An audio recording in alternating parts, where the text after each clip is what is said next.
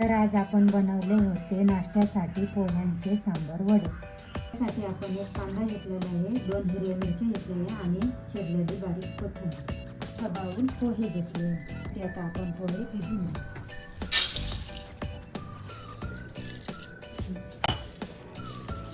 पोहे आता छानपैकी भिजले, त्याच्यात आपण आता डाळीचं पीठ 4 चमचे घालू। एक चिरलेला कांदा टाकू आणि 2 हिरव्या मिरच्या बारीक कट करू। आता आपण त्याच्यात कोथिंबीर घालूया बारीक चिरून, चवीनुसार मीठ घालूया। चमचा धण्याचं पावडर घालूया, लहान वाटी दही घालूया।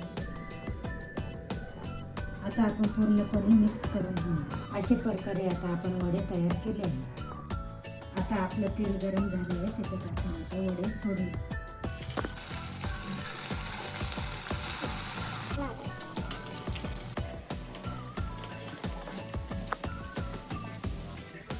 तर तयार आहेत आपले सांबार वडे, तुम्ही नक्की ट्राय करून बघा।